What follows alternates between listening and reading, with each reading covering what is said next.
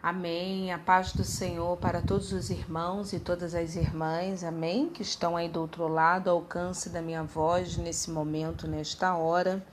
O meu nome é Raquel Mariana e eu quero trazer uma palavra da parte do Senhor para os nossos corações nesse dia que se chama hoje.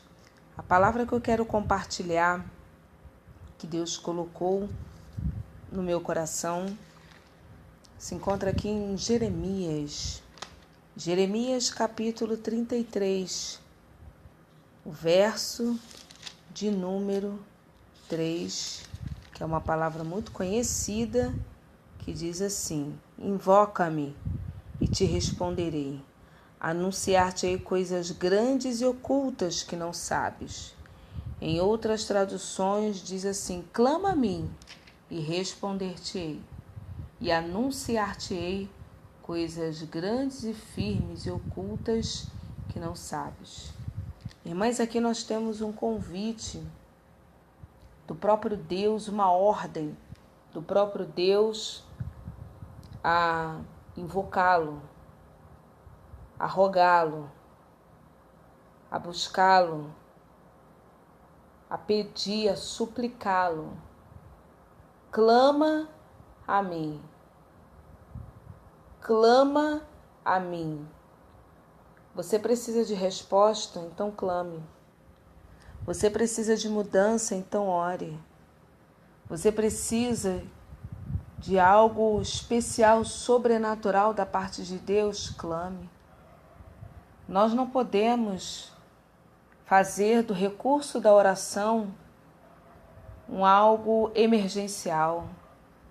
Parece que existe uma cultura que nós só precisamos orar em uma situação de emergência.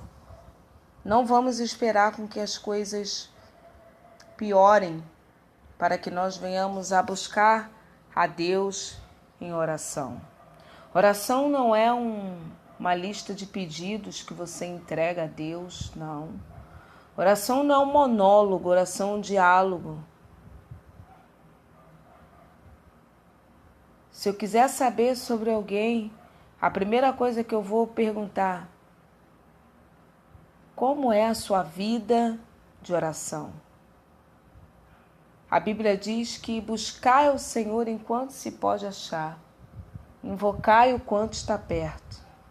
Você quer vitória? Ore.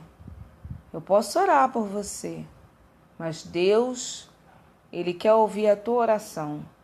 A tua voz, ela precisa ser gravada, registrada no mundo espiritual. Se precisa que algo mude, se precisa de uma mudança na tua vida, ore. Clama a mim e responder-te-ei. O Deus que nós servimos é um Deus de resposta. E anunciar-te-ei coisas grandes e firmes e ocultas que não sabes. Sabe por que é que no nosso meio nós vemos tantas pessoas decepcionadas, tantas pessoas frustradas, tantas pessoas com doenças no físico, doença na alma, porque não oram? A Bíblia diz que Elias, ele era um homem sujeito às mesmas paixões que eu e você.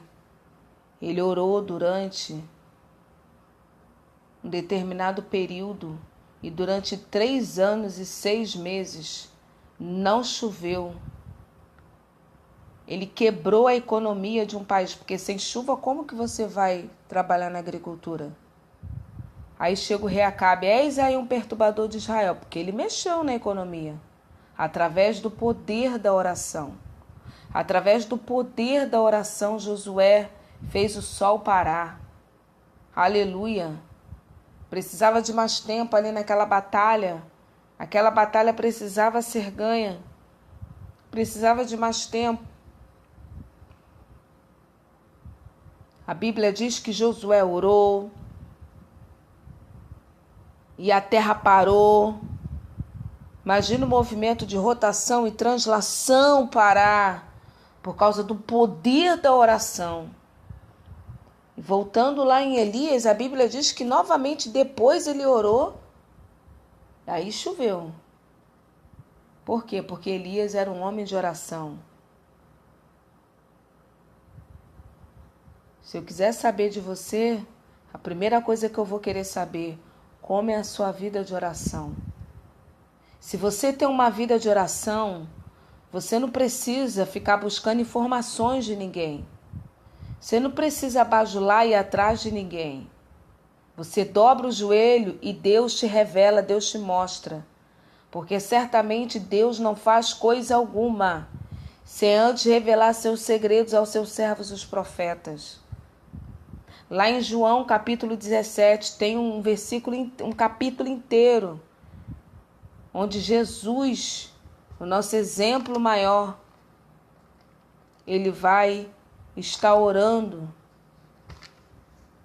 pelos discípulos daquela época. E essa oração, que é a oração sacerdotal de Jesus, ela se estende até nós. Eu e você que estamos aqui, rogo-vos, Pai, olha, que não os tire do mundo, mas que os livre do mal. É um capítulo inteiro, amada igreja. Jesus orando.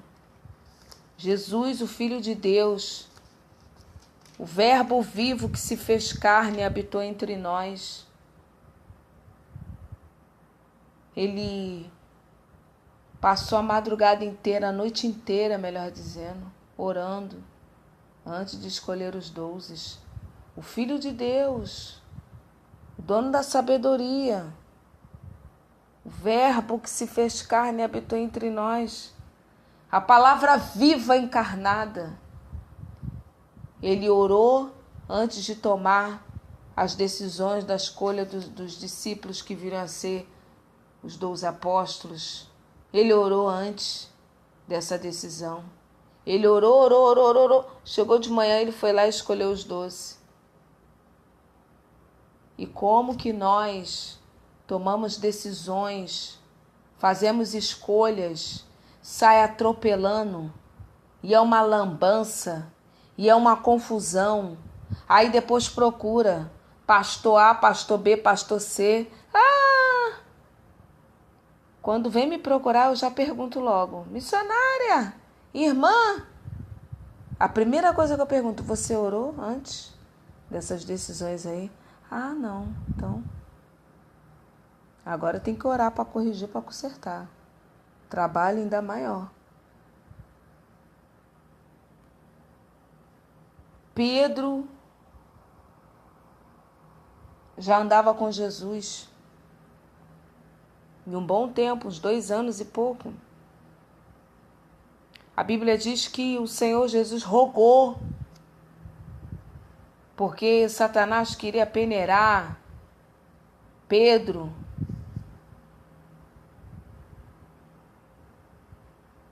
E ele rogou, ele pediu, ele suplicou a Deus. Jesus rogou. Muita coisa vai mudar na nossa vida quando nós aprendermos a orar de verdade. Mas Raquel, eu não consigo orar 1 hora. Eu não consigo orar meia hora. Eu não consigo orar, irmã Raquel. Ore 10 minutos. Ora 15 minutos. E vai aumentando aos poucos. Vai aumentando aos poucos. Em uma academia, você não vai levantar 50 quilos de uma vez. Você começou a aula hoje, você vai pegar o quê? Vai levantar 5 quilos, 3 quilos, ou até menos. Aí aos poucos, gradualmente, vai aumentando o peso. Muita coisa vai mudar na nossa vida quando nós começarmos a orar. Paulo e Silas oravam, eles oraram. E houve um tremor na prisão onde eles estavam. Clama a mim e responder-te-ei, e anunciar-te-ei coisas grandes, firmes e ocultas que não sabes.